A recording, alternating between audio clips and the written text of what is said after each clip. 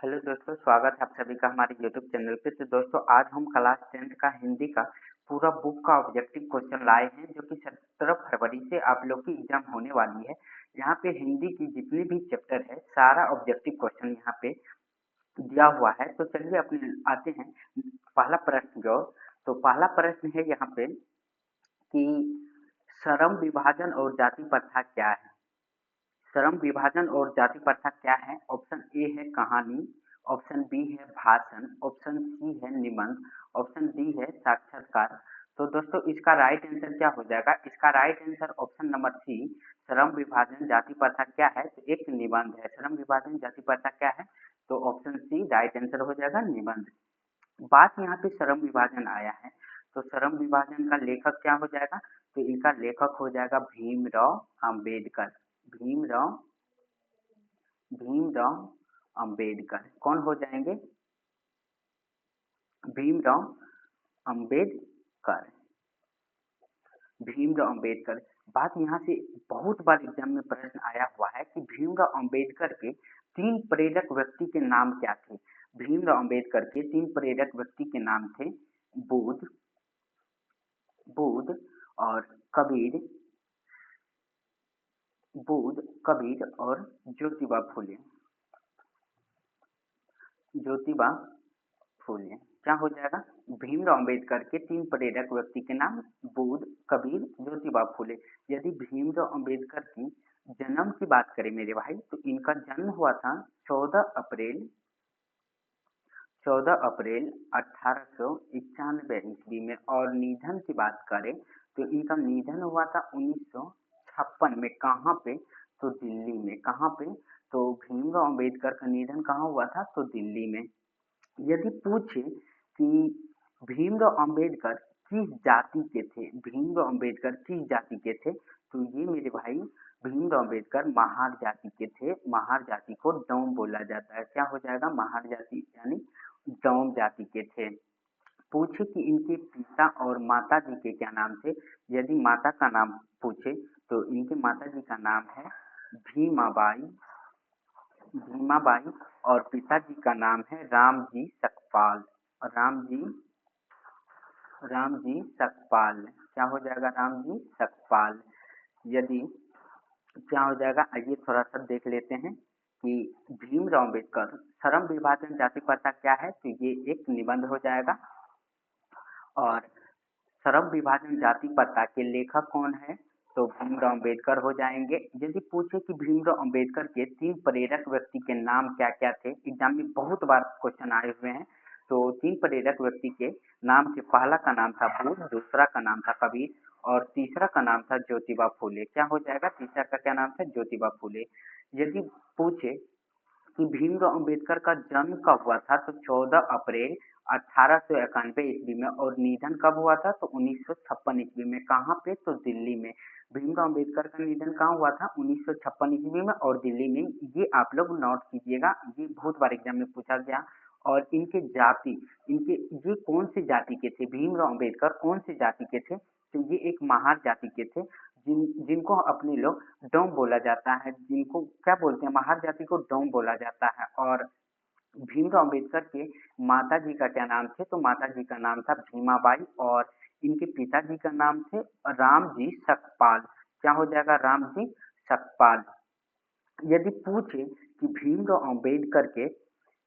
अंबेडकर प्रथम भाषण प्रथम भाषण कब दिए थे और कहाँ पे? भीमराव अंबेडकर प्रथम भाषण 1936 ईस्वी में दिए थे। प्रथम भाषण भीमराव कब दिए थे? 1936 में।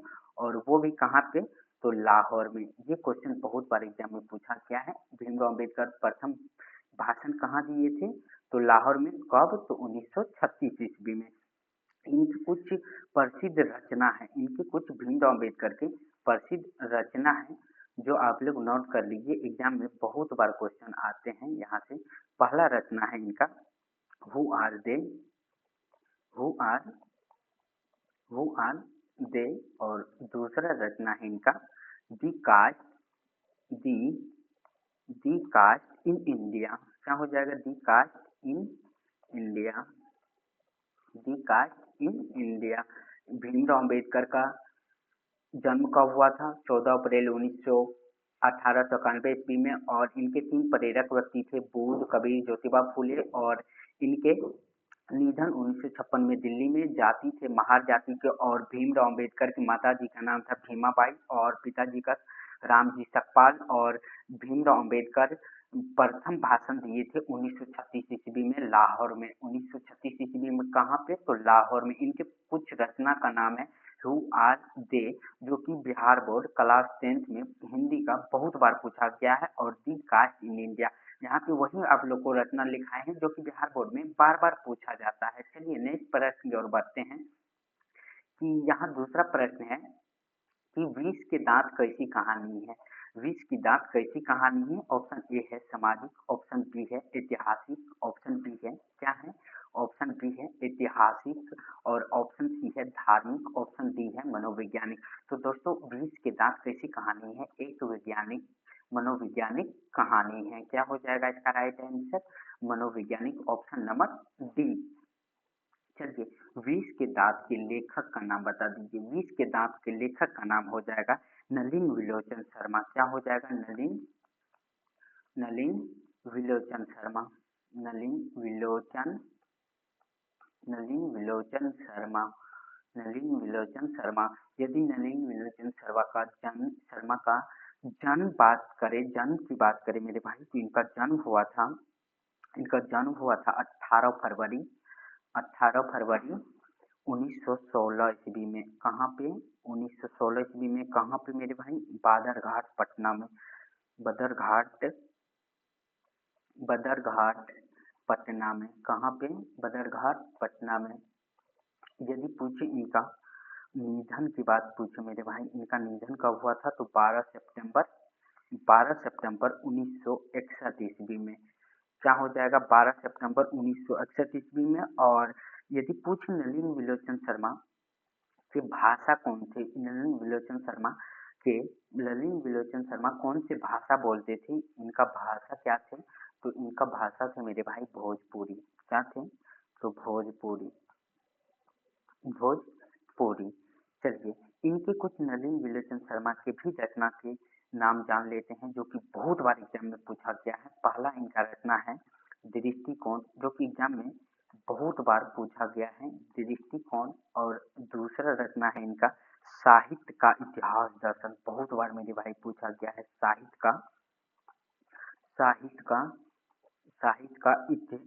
का इतिहास दर्शन। साहित्य का इतिहास दर्शन। साहित्य का इतिहास दर्शन। और तीसरा बात करें इनकी रचना की, तीसरा इनकी रचना हो जाएगा कहानी संग्रह। कहानी संग्रह। क्या हो जाएगा? कहानी संग्रह। कहानी संग्रह। चलिए थोड़ा सा रिवीजन कर लेते हैं। नलिन विलोचन शर्मा का जन्म कब हुआ था? 18 फरवरी 1916 ईस्वी में बदरघाट पटना में। कहाँ पे? बदरघाट पटना में। कहाँ पे?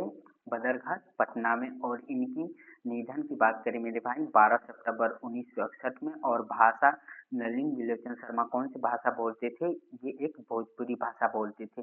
और इनकी कुछ रचना की बात करें जो कि बहुत बार एग्जाम में पूछा जाता है। पहला रचना है दृष्टिकोण, दूसरा है साहित्य का इतिहास दर्शन और तीसरा है कहानी संग्रह, जो कि बहुत बार आप लोग पूरा याद कर लीजिए मेरे भाई। चलिए नेक्स्ट प्रश्न की ओर बढ़ते हैं।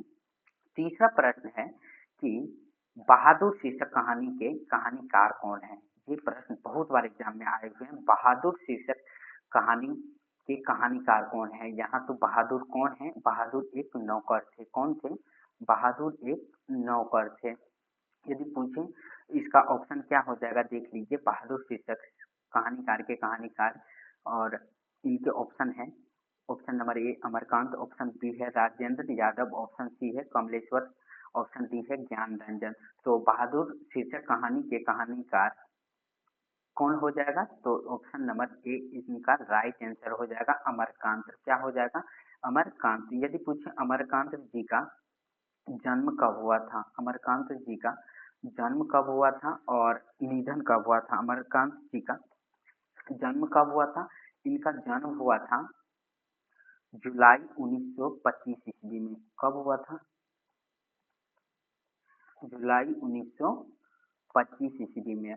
और अमरकांत जी का जन्म स्थान कहाँ था? इनका जन्म स्थान था नागरा, नागरा बलिया उत्तर प्रदेश, बलिया, बलिया उत्तर प्रदेश। कहाँ पे? बलिया उत्तर प्रदेश। और अमरकांत जी को एक पुरस्कार से सम्मानित किया गया था। उस पुरस्कार का क्या नाम था? तो उस पुरस्कार का नाम था साहित्य अकादमी पुरस्कार। बहुत बार एग्जाम में पूछा गया है।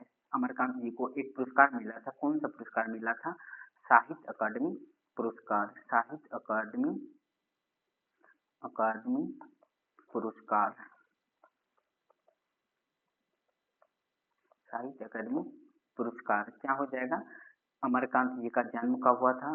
तो इनका जन्म हुआ था जुलाई 1925 ईस्वी में।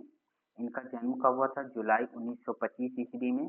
और इनका जन्म स्थान कहाँ हुआ था? नागरा, बलिया उत्तर प्रदेश। और इनको कौन सा पुरस्कार से सम्मानित किया गया था? तो साहित्य अकादमी पुरस्कार से।